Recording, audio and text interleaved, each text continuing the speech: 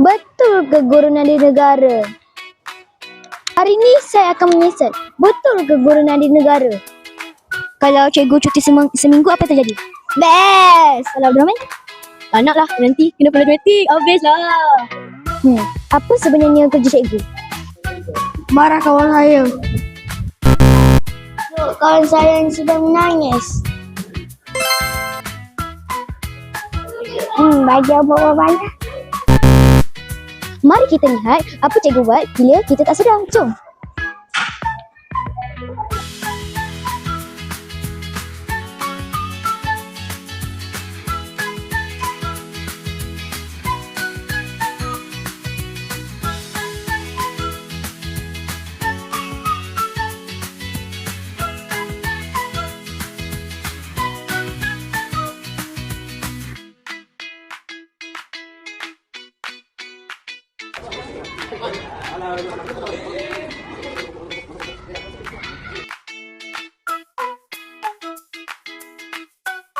Apa ucapan kepada Cikgu sempena Hari Guru? Saya mengucapkan selamat Hari Guru kepada semua guru yang telah mengajar saya dari darjah 1 sampai darjah 6. Terima kasih cikgu.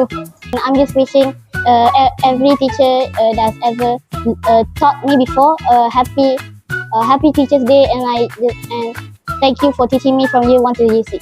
Thank you. Terima kasih cikgu kerana mengajar saya membaca.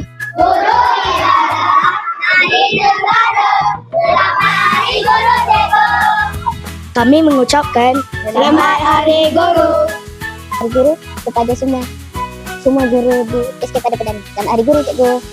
Kami mengucapkan selamat Hari Guru kepada semua guru-guru di SK Padang Perdana. Selamat Hari Guru. Hari Guru kepada cikgu-cikgu yang telah mengajar saya daripada darjah 1 sampai darjah 5. Terima kasih cikgu.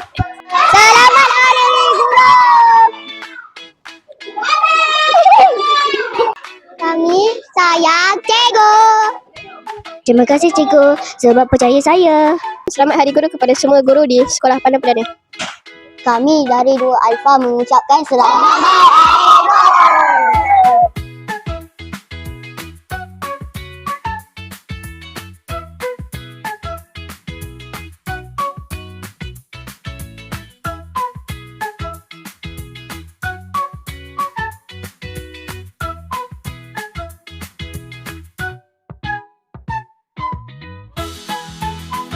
Selamat Hari Guru buat semua warga pendidik.